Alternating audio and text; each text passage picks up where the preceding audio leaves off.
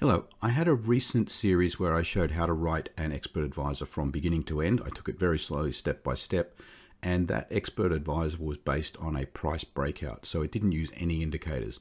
And I did mention at some point during that series that I would come back and show how to write expert advisors using indicators.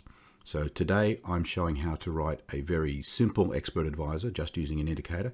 I will be using a lot of the functions and techniques from the earlier series, so I'll leave a link in the description where you can find the playlist for that series.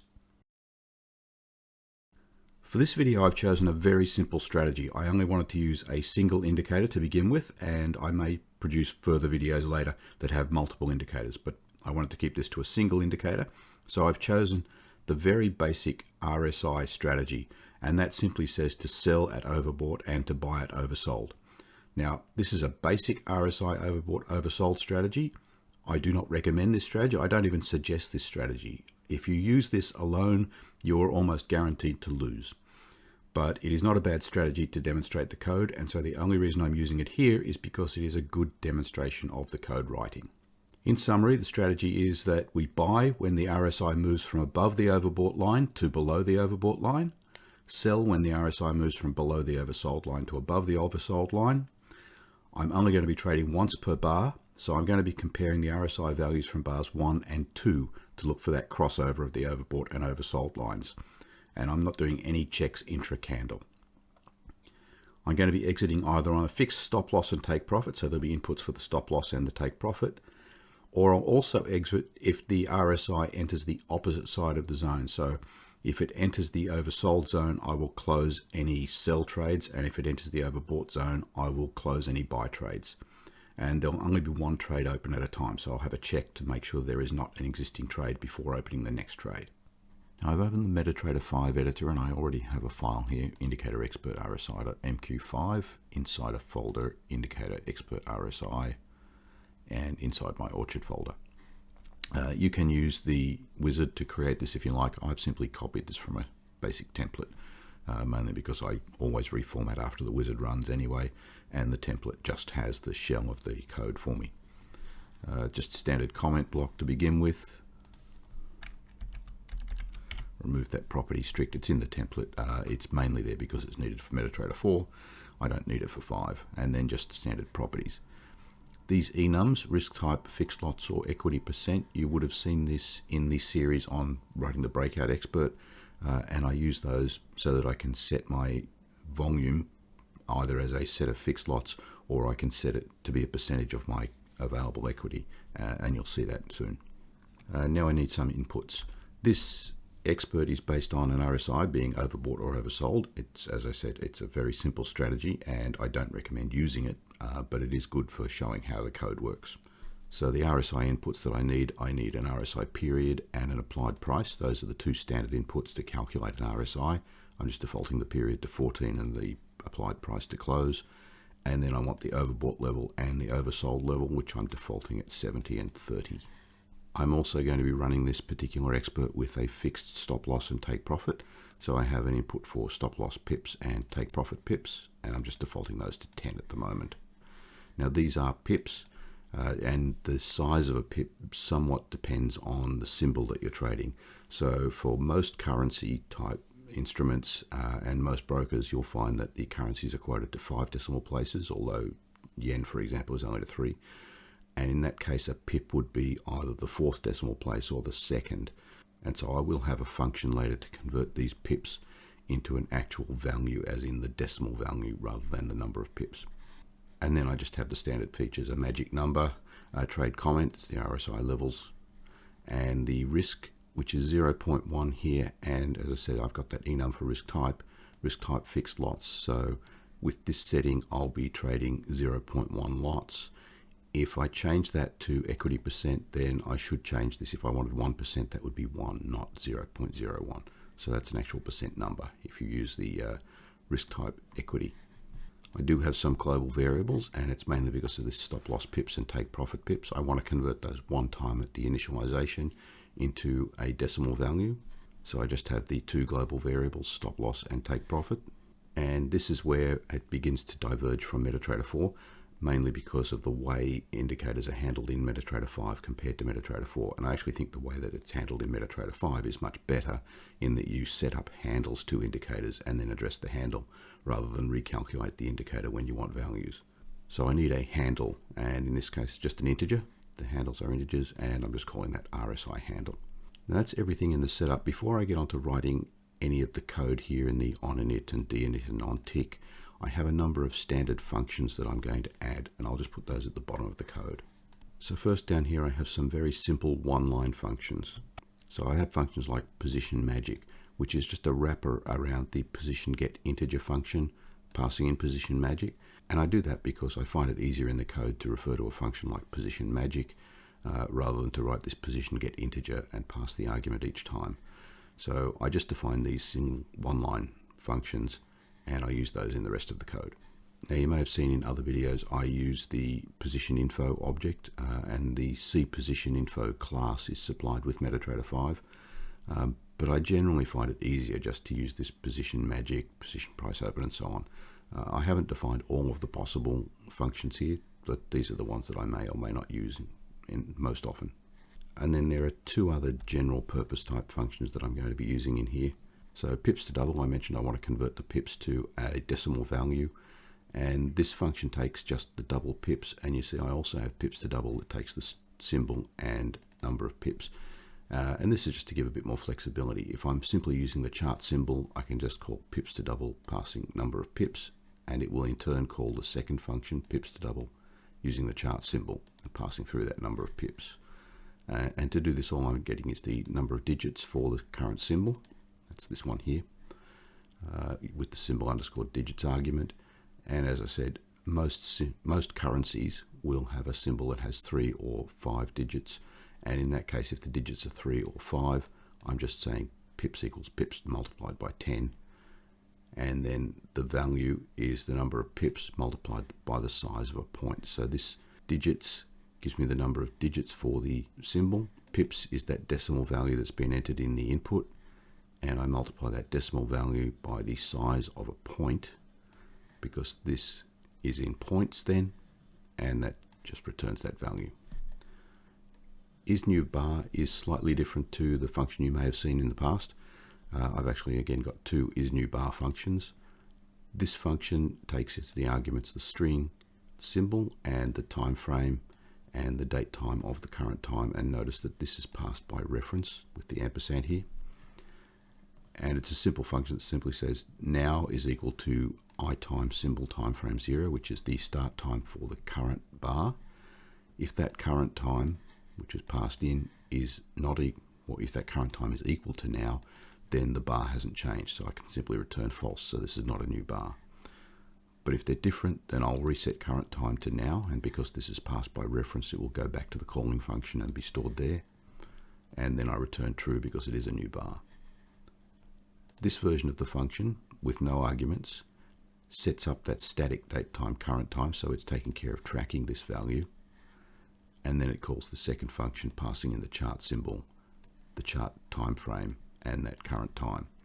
So if you use this longer version of the function, you can actually run more than one current time and have new bar for different features, and that might be useful if you're actually trading multiple symbols, or if you're using something that uses multiple time frames inside your code. So now that I have those general purpose functions, I go back to onInit. The first thing I want to do is check that the inputs are valid.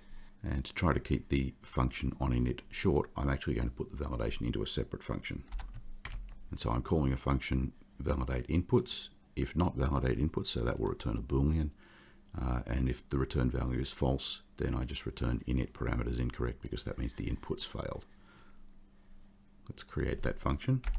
It's a very simple function. I start by initializing a variable that I'm calling success. I initialize that to true, and then I run through a series of tests.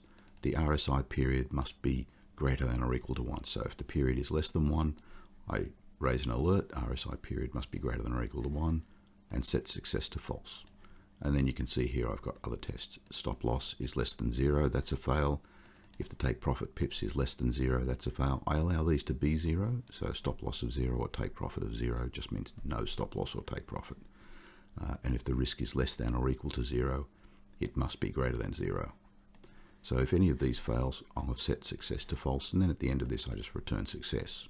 And that will cause this statement to fail because I'll be returning a false here, and then just the return input parameters incorrect, or return init parameters incorrect. So setting up the RSI handle, this global variable RSI handle equals IRSI. Symbol and period are standard arguments to any of the inbuilt indicators, and then the two values, the RSI period and the applied price. So that sets up this handle. I check if the handle is valid. So if RSI handle is equal to an invalid handle, that means that this statement failed for some reason. I print the message and return init failed. And now I just set up a couple more global variables. The stop loss and take profit, I'm using that pips to double to convert the input stop loss pips and take profit pips. And here I'm using the first version of the function where I don't pass in the symbol because I am using the chart symbol. And then a one-time setting of the magic number, trade.setExpertMagic. Oh, I forgot to set trade. I'll do that in a moment. Trade.setExpertMagicNumber sets this value of the magic inside the trade object. So yes, I forgot to create that trade object, so let's do that now. I'll put that up here at the top of the code. Using the left angle bracket or left and right angle brackets, this will find this path inside the includes folder, and there is a folder called trade, and inside that is a file called trade.mqh, and this is supplied with MetaTrader 5. So if I include that, it gives me access to a ctrade class inside this file, and I'm using that class name to declare a variable that I'm just calling trade. And so with that, the onInit is complete. For onDinit, I have this RSI handle that I've set up that's occupying resources. So if I deinitialize the expert advisor, I want to release those resources. And I do that with the indicator release statement and just pass the handle. And now down to onTick, where all of the actual code happens for running the expert and placing trades. The first, if not new bar, return. I'm only looking at the RSI transiting through those overbought and oversold levels at the end of a bar. If you look at this for bar 0, it's possible for the RSI value to fluctuate around that level, so you get a lot of crosses, and it may not have crossed by the end of the bar. So it could be in overbought range and just touch it and even move below during a candle, but by the time the candle finishes, if the price has gone back again, it can stay above, or the RSI can stay above that overbought level. So I don't process on bar 0 typically for these types of strategies, and that's why I'm simply testing. If this is not a new bar, then there's nothing to do, so I just return. And now I actually want the RSI values, so I've got a new bar and I want to know what the RSI values are, and I want to know this value for bars number 1 and 2. Bar number 0, as I just said, is the one that's currently moving around. Bar number 1 and 2, if I compare those, will tell me if the price was previously in overbought range and now has moved below, or was previously in oversold and now has moved above. So I'm declaring an array, which I'm just calling RSI values, and it's a dynamic array here. And then I call a function get RSI values, and I pass that array. And if that function fails to get the values that I want, then it means that I can't really process any further because I don't have the values here, and then I'll just return. And that will simply make this loop back in next time round. This is a custom function, so I'll create that. And I'll put it under this validate inputs function. So get RSI values takes a double, and that is that array of RSI values, which must be passed out by reference with the ampersand. And it uses the copy buffer statement, and the copy buffer has arguments of the handle to the indicator, the buffer number. So I've set up a variable for the buffer number, start position, and I've also put that in a variable, count, and it returns the copy of that information in this value, the RSI values, which is that array. So the handle is the global variable for the handle to the indicator. These I could have simply passed the constants, but I think it's more readable to set up these values as variables. So what this will say is beginning with position 0 for a number of 3 bars, it will get values into RSI values. So that will be candles 0, 1, and 2. Now I don't really want the value for candle 0, but I'm going to get that anyway because that way I've got an array where the positions in that array match the bar numbers on the chart. Now this copy buffer also returns a number, which is the number of bars that were actually copied. I want 3, If the number that comes back is less than 3, then I've got a problem because I didn't get enough data, and that's where I return false, which will cause the on tick to simply return. Once I have that data, they are in a reverse order compared to the chart, so I'm going to reverse those again by using the array set as series on the RSI values and set that to true. And that puts that array in the same order as the chart, so RSI value 0 is now matching chart bar number 0. And then just return true because that's been successful. So next in the onTick function, I actually want to know how many positions I have open currently. So I'm declaring another array called position count, and this is an array because I want to get the positions for both the buy and the sell side. I should only have one open at a time, but I'm just going to count both of them just in case. And I have another custom function, count positions, which takes arguments of symbol, magic number, and that position count.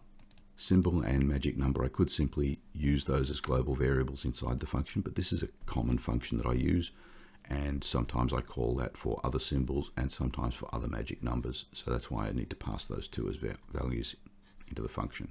So let's write that function now. I'm putting that below the get RSI values function. So count positions returns an integer, which is the total number of positions, but it also puts the buy and sell into the array position count. So that's been passed in by reference, and the symbol and the magic number. And this is as simple as saying it resizes the position count array to 2. I initialize it with array initialize, position count comma 0. That simply puts 0 into both of the cells of the position count variable. And then I loop through, and this is my standard loop. I count backwards when I'm working through positions or orders. So for int I equals positions total minus 1, that begins at the last position number.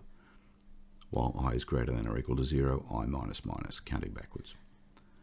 If not, position select by index, I, symbol, and magic. This is another custom function, and I'll write that in a moment. So position select by index simply selects the position at position I in the list of positions, and then compares the symbol and the magic number to make sure that it is a position for this expert advisor.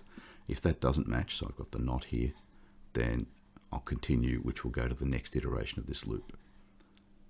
And if it does match, I get through to here, and then position count using position type. That's one of those single line functions, just plus plus, so I increment that position count. So position type is an enum of types, but those enums are integers, and enum for position type buy is 0 and position type sell is 1. So this will return a 0 or 1, and I can just increment that in the position count. And once I've looped through all the positions, I can simply return position count 0 plus position count 1, which is the total number of positions, and that's the return value for this. But also the position count array now has the count of buy and sell positions. Now, just to go back here, I'm calling count positions. I'm not using the return value because I don't need it for this particular expert advisor. But if I used it, I would simply have something like int count equals count positions. So now I want this position select by index function. It returns a boolean if the position select by index has succeeded. Takes as the arguments the index, the symbol, and the magic number.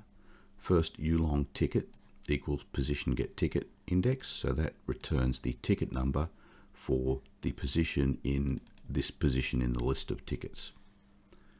If the ticket is less than or equal to 0, return false, because if I try to select a position that doesn't exist, then I won't get a ticket number back.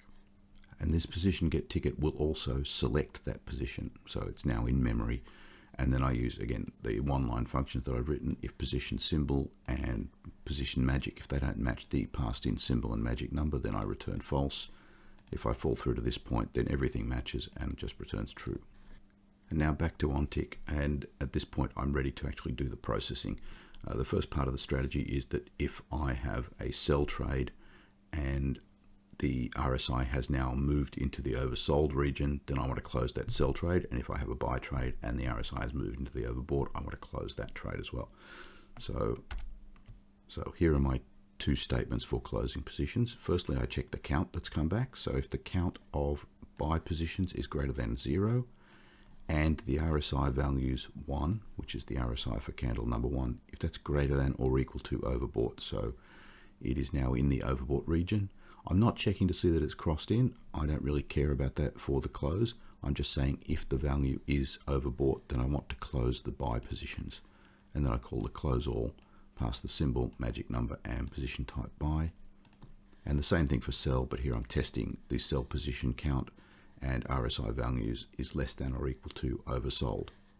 And then I call close all for position type sell. Now close all is another custom function, so I'll write that next. I'll just put that below the position functions. So close all takes the symbol, magic number, and the type. My typical success Boolean variable I'm setting to true initially. Now I should only have one position open, but this is a general purpose function that I use, so it's going to loop through and look for all matching positions and close all of them. So again, I have this loop where I'm counting backwards through the positions total. I'm using the position select by index again for the symbol and magic, and if the position selected is not for this symbol and magic number, then continue back to the next iteration of this loop.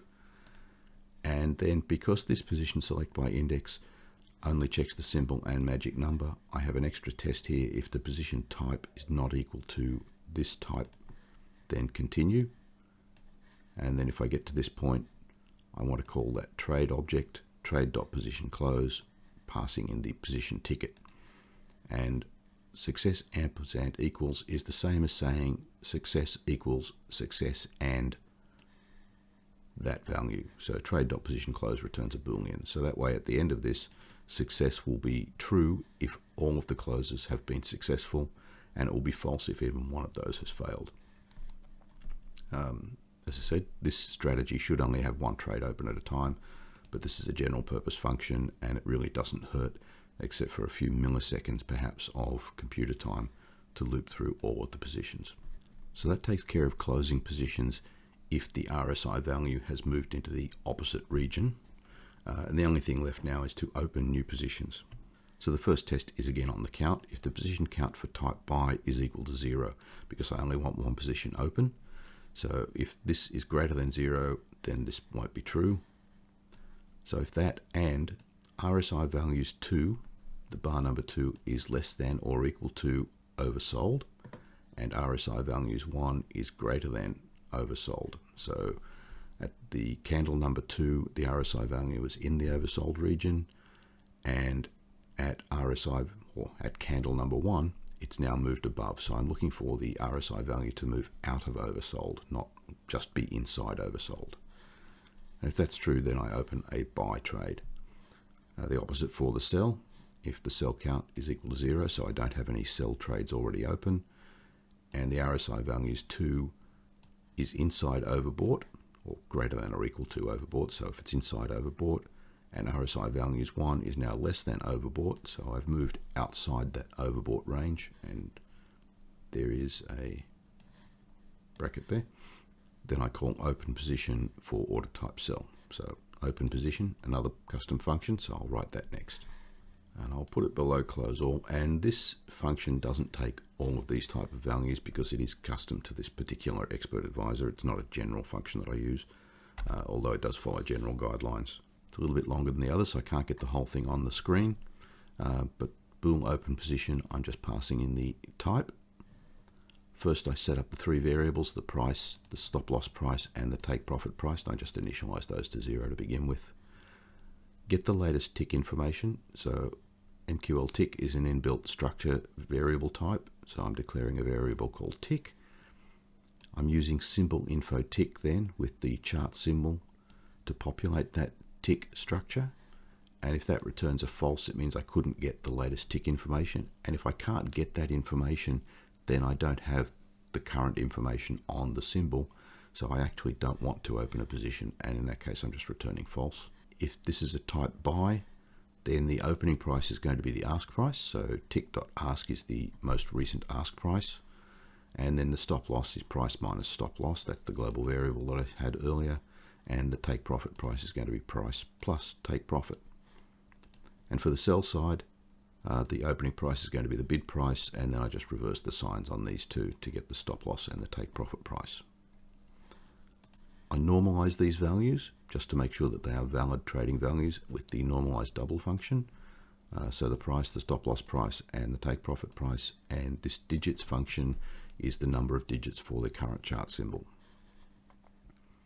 And then the volume, I have two ways of returning a volume. It could be fixed lots or it could be risk percent. So I have a single function called getVolume that will calculate that, and I pass in the risk type, which is the selection of fixed or equity based, the risk value, and then the stop loss, which is the size of the stop loss. That's the essential thing for calculating risk-based lot sizing. And I'll go to the get volume in a moment, but just to finish this out, again I use the trade object dot position open, and the arguments there are the symbol, the order type, volume, which has come back here, price, stop loss price, take profit price, and then the trade comment, which was an input. And if that fails, I'm just printing an error message, error opening trade on symbol type, which is buy or sell, the volume, the price, the stop loss, and the take profit. And just wrap that around so you can see it all on screen there. So if the position open fails, I print an error message that will go into the experts tab and then return false. And by the time I get to this point, I've opened the position, so I just return true.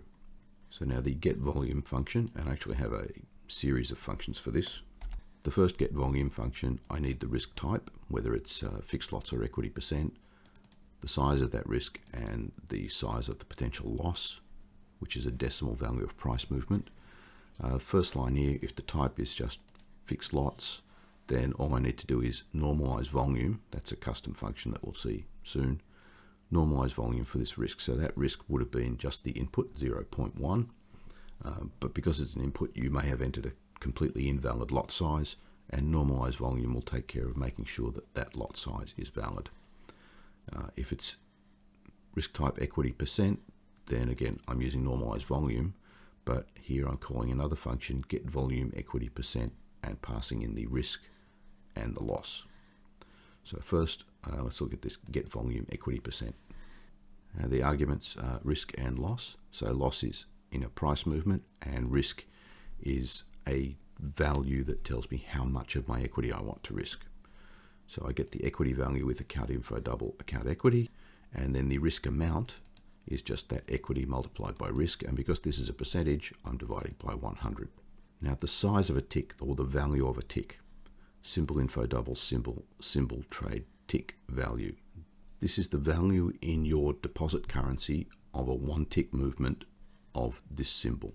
Tick size, this gives me the size of the price movement for a single tick. So this tick value is in your deposit currency, and tick size is the size of a price movement. And typically that's going to be the last decimal place for whatever symbol you're tracking, but that's not a guaranteed thing.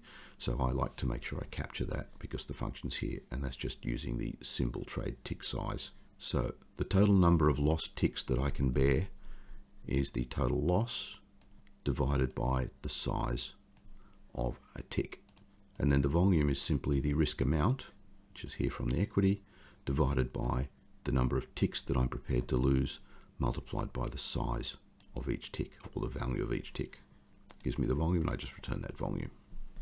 And then the last thing is this normalize volume function, which simply makes sure that this value or this value, because these are simple decimal values, it makes sure that they match the available values for a lot. So a lot size or volume for a symbol has three separate parameters. There's a maximum size that you can trade, which is set by your broker, and a minimum size, which also is set by your broker.